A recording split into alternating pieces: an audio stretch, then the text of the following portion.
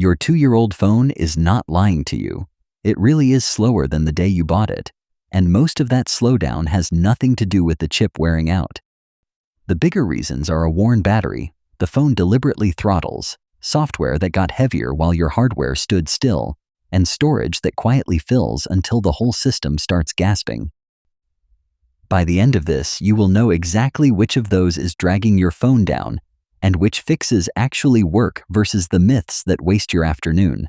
Let's start with the one almost nobody guesses first, because it surprised a lot of people when it came out in the open.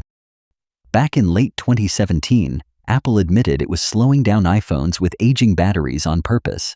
The company said it was not trying to push you toward a new phone, at least that was the stated reason. It was trying to stop the phone from shutting off randomly. That admission led to a settlement reportedly worth hundreds of millions of dollars, and it pulled back the curtain on something that is now common across the industry. Here is the mechanism, in plain language. A lithium-ion battery is a chemical system, and every full charge and drain cycle ages it a little. After roughly 300 to 500 full cycles, which is often somewhere around 1.5 to 2 years of normal use, the battery can only hold around 80% of its original capacity. That is not the real problem, though the real problem is voltage. A tired battery cannot deliver sudden bursts of power the way a fresh one can.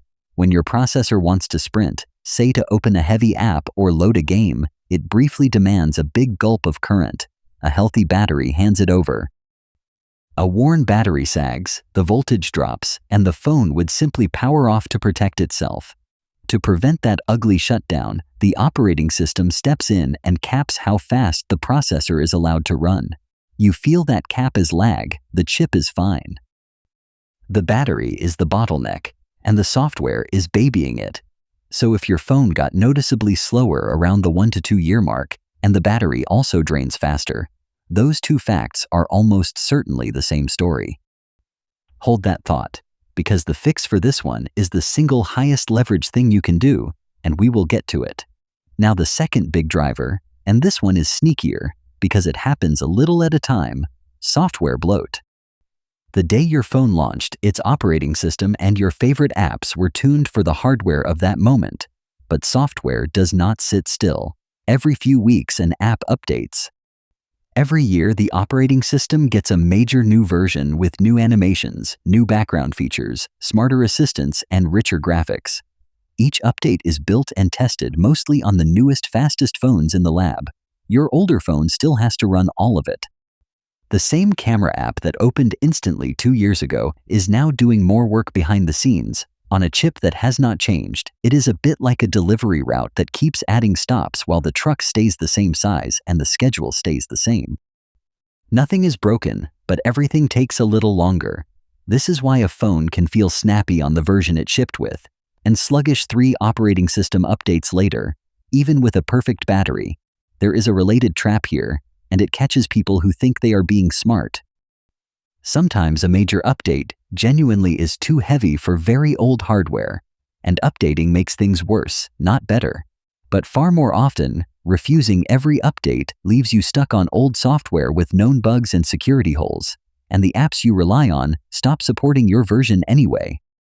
The honest answer is that updates are usually worth it, with one exception we will cover near the end. Let's talk about the third culprit, because this is the one you have the most direct control over today. Storage. People assume a full storage bar just means you cannot save more photos. The real cost is speed.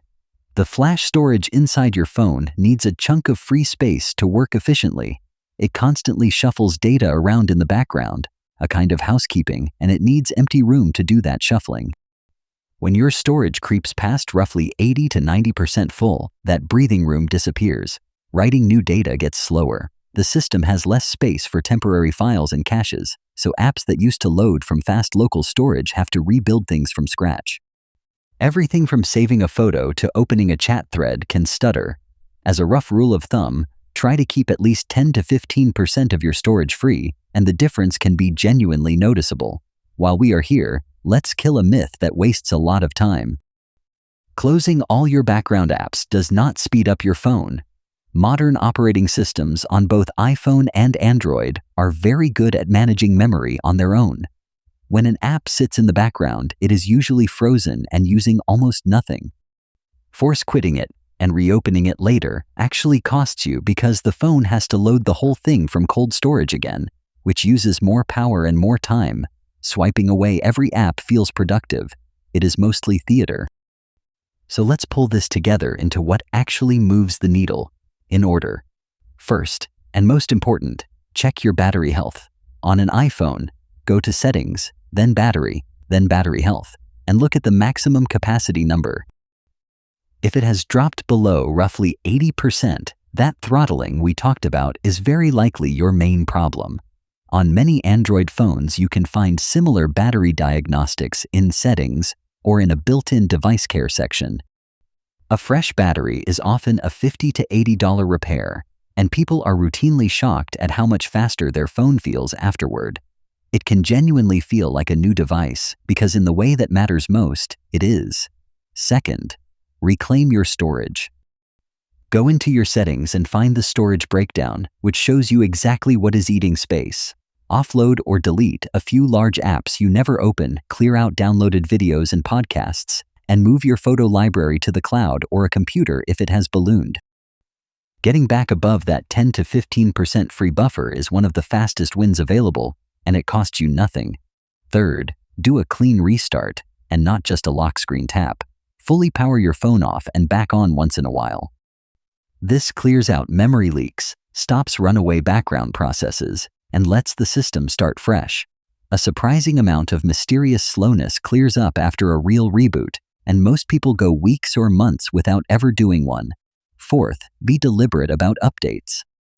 As a default, keep your operating system and your apps current, because most updates fix bugs and patch security holes that matter far more than a tiny speed cost. The one exception, the caveat I promised, is a very old phone near the end of its support life. When your device is already several years past its launch and the latest major operating system clearly targets newer hardware, it can be reasonable to pause on that final big update. For everything in between, current is the safer bet. Now, here is the common mistake that ties all of this together. The thing people get wrong, even when they know the individual tips. They blame the wrong part. They assume the chip is worn out and conclude the phone is simply done, so they spend many hundreds of dollars on a replacement. But silicon does not really wear out from daily use the way a battery does.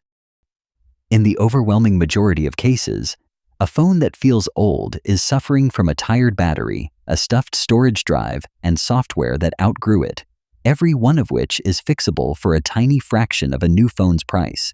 So what should you do next, today, before you spend a single dollar? Open your battery health screen and read that maximum capacity number. Then open your storage screen and see how close to full you are. Those two numbers together will tell you almost the entire story of why your specific phone feels slow. If the battery is below 80%, a replacement battery is your move.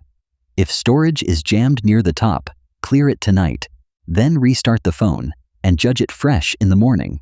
Remember the question we opened with? Which of these is really dragging your phone down? For most people, most of the time, the answer is the battery first and storage second, with software bloat quietly stacked on top, and the worn-out chip you were blaming barely matters at all. A device you were ready to throw away might just need a $50 battery and a free afternoon of cleanup. If you want to go further, the natural next step is learning how to make your next phone's battery last far longer from day one, so it never reaches this point. That is a habit worth building, and it starts with how you charge.